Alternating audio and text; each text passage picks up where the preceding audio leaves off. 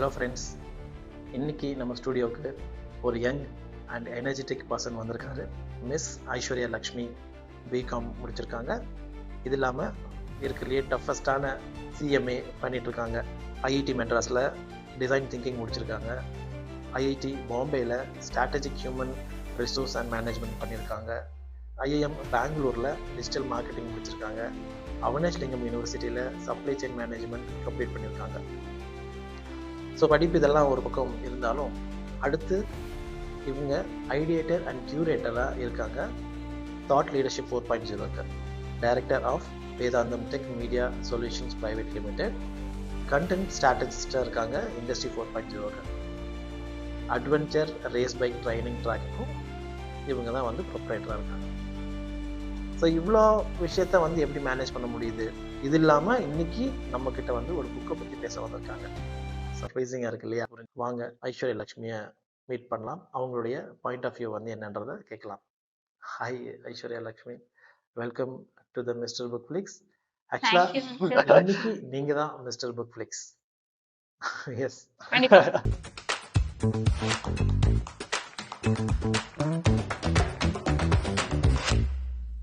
So இந்த book வந்து ஒரு இன்ட்ரெஸ்டிங்கான ஒரு ட்ரெண்டிங்கான வேர்டா போயிட்டு இருக்கு, ஃபியூச்சர் ஆஃப் ஒர்க். ஏன்னா வந்து இப்ப இருக்கிற பிசினஸ் ஆர்கனைசேஷன்ஸும் உனி வர இமர்ஜிங் ஸ்டார்ட் அப்ஸும் இந்த ஃபியூச்சர் ஆஃப் ஒர்க் அப்படின்ற ஒரு பிரின்சிபலை வந்து ஃபாலோ பண்ணாதான் கண்டிப்பா அவங்க ஒரு சக்சஸ்ஃபுல்லான ஒரு என்டர்பிரைஸா வந்து எமர்ஜ் ஆக முடியும். ஸோ ஃபியூச்சர் ஆஃப் ஒர்க் அப்படின்றது வந்து it's not just about technologies, AI, innovation அதெல்லாம் மட்டும் இல்லை. It is also about the people technologies ரெண்டும் கொலைட் பண்ணி ரெண்டும் கொலாபரேட் பண்ணி கண்டிப்பா பண்ணாதான் அந்த கம்பெனினால ரியல் ப்ராக்ரஸ் வந்து கொடுக்க முடியும். அதே மாதிரி சக்சஸ் வந்து அச்சீவ் பண்ண முடியும். ஸோ பீப்புள் அப்படின்ற போது அவங்கள வந்து எம்பத்தி, அதுக்கப்புறம் வந்து அவங்களோட இமோஷனல் பேலன்ஸ் எல்லாத்தையுமே வந்து ஒரு பிசினஸ் வந்து என்ஷூர் பண்ணணும்.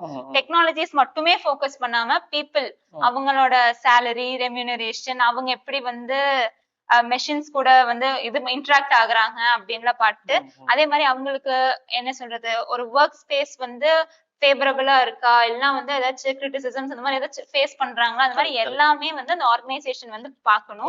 ஸோ இந்த ஃபியூச்சர் ஆஃப் ஒர்க் வந்து authored by Prashanth Pandey. He is a global tech leader. அதே மாதிரி he is very interested in the emerging technologies. So அதனால வந்து அவரோட எக்ஸ்பீரியன்ஸ், இன்சைட்ஸ் எல்லாத்தையும் கொண்டு வந்தா இந்த ஃபியூச்சர் ஆஃப் ஒர்க் அப்படின்ற ஒரு புக் ஆத்தர் பண்ணியிருக்காரு. ஓகே, இந்த ஃபியூச்சர் ஆஃப் ஒர்க் வந்து 5 சாப்டர்ஸ் இருக்கு. ஸோ ஃபர்ஸ்ட் சாப்டர் வந்து it's about the challenges. Technologies பத்தி என்னென்ன சேலஞ்சஸ் இருக்கு அப்படின்னு சொல்லி இது பண்றாங்க. ஸோ என்னதான் டெக்னாலஜிஸ் வந்து இயர் பை இயர் இமர்ஜ் ஆயிட்டு வந்தாலுமே தேர் ஆர் ஃபியூ டிஸ்அட்வான்டேஜஸும் கூட. லைக் சைனா, ஜப்பான் அவங்க எல்லாம் வந்து தே ஆர் என்ன சொல்றது ஸ்டால்வர்ட்ஸ். அவங்க ஒவ்வொரு இயரும் டிஃப்ரெண்ட் இனோவேஷன்ஸ், டிஃப்ரெண்ட் டெக்னாலஜிஸ் கொண்டு வராங்க. அது நம்மளால இப்படிலாம் பண்ண முடியுமா அப்படின்னு கூட நம்ம யோசிக்க வேண்டியதாக இருக்கு. ஆனா அவங்க அது டெக் லீடரா இருக்காங்க. சோ அவங்க கூட நம்ம காம்பீட் பண்றது கஷ்டம்தான். ஏன்னா நம்ம வந்து இப்பதான் developing country, they are developed country.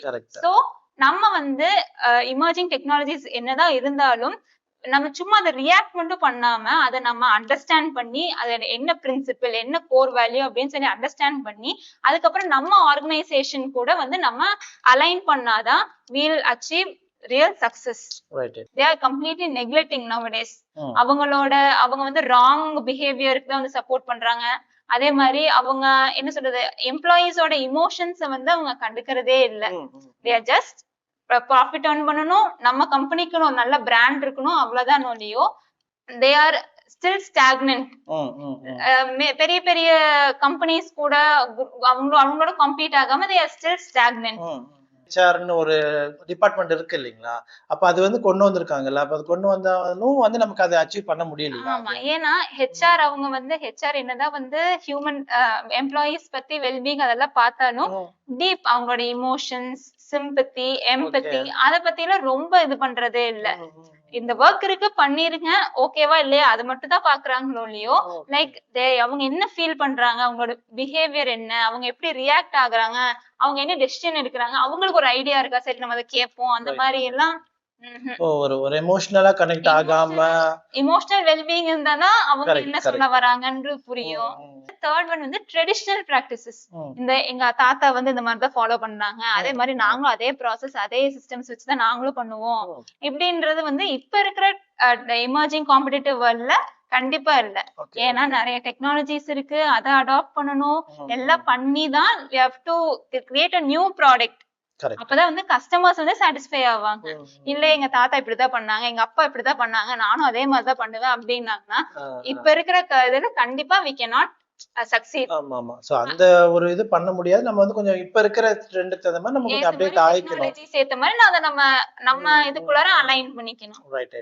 அதுக்கப்புறம் as I said before, இந்த ஹியூமன்ஸையும் வந்து ஒரு அசெட், கம்பெனியோட அசெட்டா வந்து நம்ம ட்ரீட் பண்ணணும். அவங்களோட டெசிஷன்ஸ், அவங்களோட ஐடியாஸ் கண்டிப்பா எல்லாம் ஒவ்வொரு இன்டர்ன் ஆகட்டும் சரி, ஒரு லோவர் லெவல் ஸ்டாஃப் ஆகட்டும் சரி, அவங்களுக்குன்னு ஒரு ஐடியா இருக்கும், அவங்களுக்குன்னு ஒரு டெசிஷன் இருக்கும். சரி இந்த மாதிரி பண்ணா இது ஒண்ணும் நல்லா இருக்கும் அப்படின்னு சொல்லி கண்டிப்பா அவங்களும் ஒரு ஐடியா வச்சிருப்பாங்க. சோ அந்த ஐடியாவும் கேட்டோம்னா அவங்களுக்கு ஒரு என்ன சாட்டிஸ்பாக்சன் இருக்கும், நம்மளை பத்தி கேக்குறாங்க, அதனால புது புது ஐடியாஸ் வரும், கிரியேட்டிவிட்டி ஜெனரேட் ஆகும். நம்மளோட அவுட்புட் ப்ரொடக்டிவிட்டியும் இன்னும் வாஸ்டா இருக்கும். ஏன்னா அவங்க வந்து கஸ்டமர் ஓரியன்டா இருப்பாங்க இல்லைங்களா, கஸ்டமர்ஸ் கிட்ட என்ன வேணும் ஏது வேணும்னு கேட்டு அவங்களுக்கு ஏத்த மாதிரி அவங்க தெரிஞ்சு வச்சிருப்பாங்க. சோ கஸ்டமர்ஸோட மிடில் மேனா இருப்பாங்க, கஸ்டமர்ஸுக்கும் மேனுஃபேக்சரர்ஸ்க்கும் மிடில் மேனா இருப்பாங்க. அதனால அவங்களோட ஐடியாஸ் டெசிஷன்ஸ் எல்லாத்தையுமே வந்து இவங்க கம்பெனி வந்து இது பண்ணிக்கணும் அப்படின்றாங்க. Okay okay. அதாவது அந்த அசெட் வந்து நம்ம எம்ப்ளாயியும் அசெட்டா நம்ம பார்க்கணும். கண்டிப்பா வெறும் வந்து நம்ம என்ன பார்க்கறோம், வெறும் மெஷின்ஸ் அப்புறம் வந்துட்டு இந்த மாதிரி ஓரியன்டடா இருக்கும் இல்லையும் employees must be treated equally. Next part of the book வந்து என்னன்னா வந்து like it's empathy. As I said before, இந்த empathy அப்படின்றது வந்து feelings of the people. empathy is வந்து என்ன சொல்றாங்கன்னா அதுவும் வந்து ஒரு இம்பார்ட்டன்டான ஒரு மேட்டர் தான் அப்படின்றாங்க ஒரு ஒர்க் ஸ்பேஸ்ல. பிகாஸ் ஏன்னா வந்து ஒருத்தங்க வந்து லைக் இந்த ப்ராடக்ட்ல இது பண்ணலாம், இந்த ப்ராடக்ட்ல இது பண்ண வேண்டாம், இந்த ப்ராசஸ் கொஞ்சம் லேகா இருக்கு வேண்டாம், இந்த மாதிரி இந்த டெக்னாலஜி அடாப்ட் பண்ணி பண்ணலாம் அப்படின்னு சொல்லி பண்ணா என்ன சொல்றது, ஒவ்வொரு டெசிஷன் ஒவ்வொரு ஆக்ஷன் ஒவ்வொரு சின்ன சின்ன ப்ராசஸ்லயுமே சரி எம்ப்ளாயீஸோட எம்பத்தி, எம்ப்ளாயீஸ் மட்டும் இல்ல சீனியர் ஸ்டாஃப் லீடர்ஸ் எல்லாத்தோட இமோஷன்ஸ் ஃபீலிங்ஸ் அவங்களோட டெசிஷன்ஸ் எல்லாத்தையுமே இன்கார்பரேட் பண்ணா கண்டிப்பா கண்டிப்பா 100% சக்சஸ் தான். தட் பார்ட் வந்து லைக் இட்ஸ் ஸ்ட்ரக்சர்னு சொல்றாங்க. we have to redefine and rethink our time, அதே மாதிரி ஸ்பேஸ். ரீதிங்க் டைம் அப்படின்னா என்னன்னா லைக் ப்ரீவியஸ்ல எல்லாம் வந்து இந்த traditional 9 AM to 5 PM work பண்ணணும், கான்செப்ட்ல இப்ப ஃபேட் ஆயிட்டு வந்துருக்கு.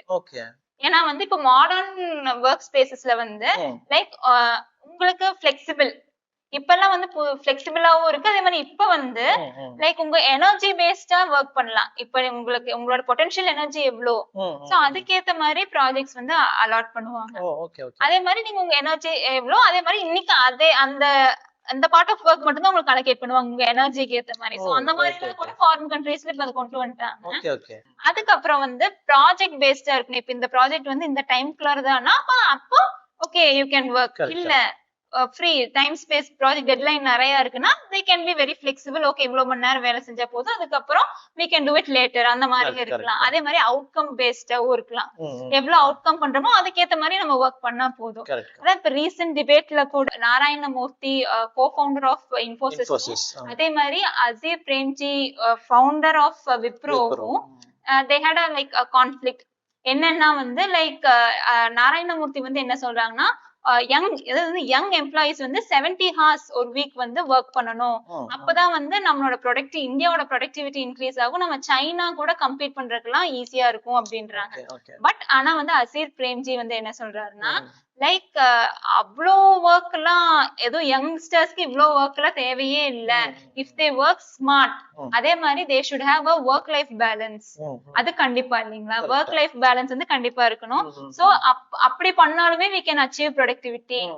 கண்டிப்பா அந்த 70 hours எல்லாம் ஒர்க் பண்ணணும்னு அவசியமே இல்ல. ஸ்மார்ட்டா ஒர்க் பண்ணா கண்டிப்பா we can achieve the desired results. About the space, முதல்ல வந்து இப்ப மீட்டிங்னா ஒரு ஆபீஸ்ல தான் பண்ணணும், அதே மாதிரி ஒர்க்னா இந்த மாதிரி சேர்ல போட்டு ஆபீஸ்ல தான் இருக்கணும் அப்படின்றதெல்லாம் இப்ப இல்லவே இல்ல.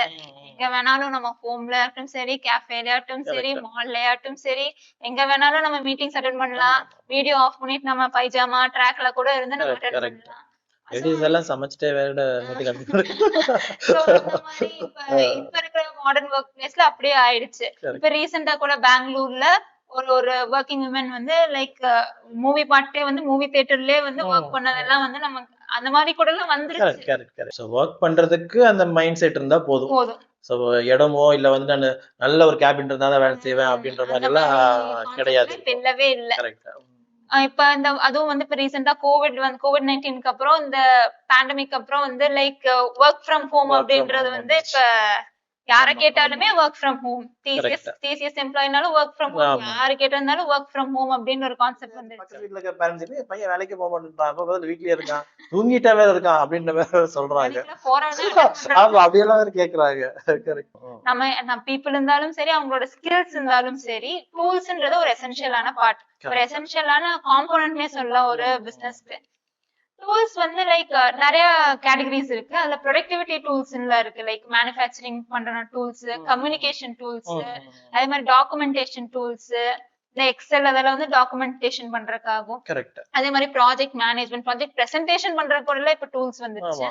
சோ இந்த மாதிரி டூல்ஸ் வந்து ஒரு என்ன சொல்றது ஈஸ் பண்ணதோடய சரி, நம்மள வந்து நீங்க கண்டிப்பா அது பண்ணணும், இவ்வளவு இது பண்ணணும் அப்படின்னு சொல்லி நம்மள ப்ரெஷரைஸ் எல்லாம் பண்றதே சரி, இட்ஸ் கம்ப்ளீட்லி என்ன சொல்றது, இந்த டூல்ஸ் வந்து they are not replacing humans, they are only assisting.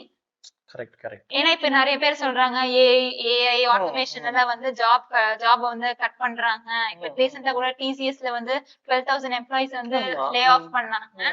அதுக்கு என்ன சொல்றாங்க, எல்லா பீப்புள்ல வந்து இந்த மாதிரி இன்னோவேஷன் ஏஐ எல்லாம் வந்தங்காட்டி தான் வந்து இது பண்றாங்க, காஸ்ட் கட் பண்றதுக்காக தான் வந்து they are laying off அப்படின்னு சொல்றாங்க. பட் டிசிஎஸ்ல இருந்து என்ன சொல்றாங்கன்னா, we are not doing that, நாங்க எதிர்பார்க்கறது ஒண்ணு, அவங்க வந்து வேற மாதிரி இருக்காங்க, எங்களோட பர்பஸ் ஆப்ஜெக்டிவ் கூட அவங்க இல்ல அலைன் ஆகிறது இல்ல.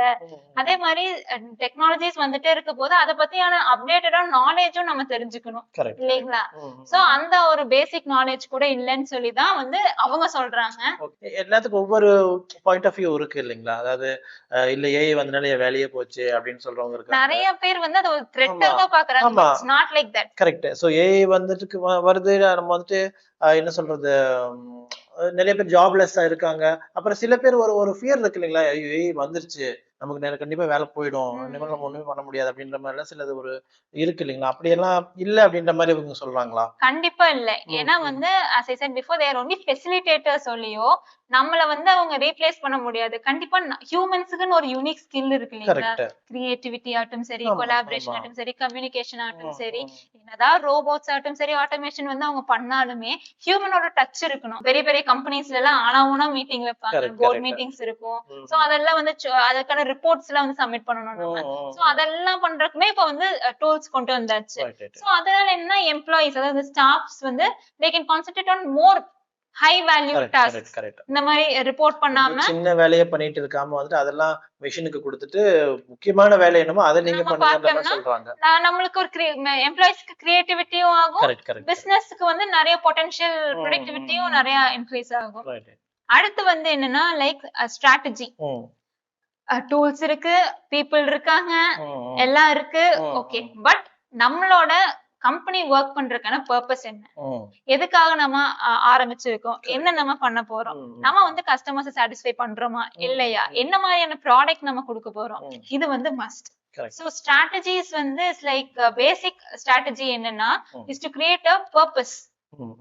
பர்பஸ் வந்து நம்ம வந்து ஒர்க் பண்றது ஒரு பர்பஸோட ஒர்க் பண்ணணும். எதுக்காக நம்ம பண்றோம் அப்படின்ற பர்பஸோட ஒர்க் பண்ணணும். than the ப்ராஃபிட்ஸ் ஆகட்டும் சரி, பவர் ஆகட்டும் சரி, நான் இவ்வளவு ஏர்ன் பண்ணணும் அதுக்காக நான் பண்றேன் அப்படின்னு இல்ல. என் கஸ்டமர்ஸ் வந்து நான் சாட்டிஸ்ஃபை பண்ணணும் அதுக்காக நான் பண்றேன். நான் வந்து லீடிங் கம்பெனியா இருக்கணும் அதனாலக்காக பண்றேனோ இல்லையோ, மித்தபடி I have to become top 1, அவங்கள விட நான் தான் ஃபர்ஸ்டா இருக்கணும், அந்த மாதிரி ஒரு கான்செப்ட் இருக்கவே கூடாது. அத பர்பஸ் லைக் இன்டர்ன்ல இருந்து இப்ப நியூவா ஜாயின் ஆன ஸ்டாஃப்ல இருந்து டாப் லெவல் எக்ஸிகியூட்டிவ் வரைக்கும் they have to contribute something, like ideas ஆகட்டும் சரி. அதுக்கப்புறம் வந்து ரெசிலியன்ட், இந்த வார்த்தை தான் வந்து ஆத்தர் வந்து ரொம்ப ஸ்ட்ரெஸ் பண்ணிருக்காங்க. நம்ம கிட்ட ஸ்கில்ஸ் இருக்கு, பீப்புள் இருக்காங்க, லைக் நம்மளோட ஒர்க் என்ன அப்படின்னு சொல்லி நம்ம தெரிஞ்சு வச்சுக்கணும். லைக் இந்த கோவிட் டைம்ல எல்லாம் வச்சுக்கோங்களேன், நிறைய பேர் வந்து கோவிட் டைம்ல தேவர் ஸ்ட்ரகிளிங். என்ன பண்ணணும், எப்படி நம்ம இந்த மாதிரி இருக்கே, நம்ம எப்படி கஸ்டமர்ஸ்க்கு ப்ராடக்ட் டெலிவர் பண்ணுவோம், எப்படி நம்ம ப்ராடக்ட் மேனுஃபேக்சர் பண்ணணும்னு ஸ்ட்ரகிள் ஆனாங்க. இதே வந்து காலங்காலமா இருக்கிற ட்ரெடிஷனல் கம்பெனிஸ்க்கு வந்து they were able to sustain. அவங்களுக்கு அது ஒரு இஷ்யூவாவே தெரியல. ஓகே, நம்மளுக்கு இந்த கஸ்டமர்ஸ் இருக்காங்க, நம்ம இந்த ப்ராடக்ட்ஸ் டெலிவர் பண்ணணும், அது கரெக்டா பண்ணணும், நம்மளோட ப்ராசஸ் என்ன, நம்ம ப்ராசஸ் டு நம்ம ஏஐ எமர்ஜிங் டெக்னாலஜிஸ் கூட அலைன் ஆயிருக்குமா, இதெல்லாம் பார்த்து பண்ணோம்னா கண்டிப்பா we'll achieve the desired growth. stagnant ஆகாம இருப்போம். ஏன்னா இப்ப நிறைய கம்பெனிஸ் வராங்க, நிறைய ஸ்டார்ட் அப்ஸ் வராங்க. சோ நம்ம வந்து அவங்க கூட சஸ்டெயின் ஆச்சு ஆகணும். நம்ம லீட் ஆகலினாலும் கூட நம்ம சஸ்டெயின் ஆச்சு ஆகணும். சோ அதுக்கு வந்து author has given a lot of principles and theories. So இந்த புக்கை நீங்க கண்டிப்பா படிச்சு பாத்தீங்கன்னா you'll get to know a lot of things. Right. இந்த சேனலுக்கு வந்து நீங்க இத ரொம்ப அழகா எனக்கு எக்ஸ்பிளைன் பண்ணீங்க. Thank you so much. Thank you Mr. Bookflick. என்ன கெஸ்டா கூப்பிட்டதுக்கு. This was a very good experience. Thank you so much. Thank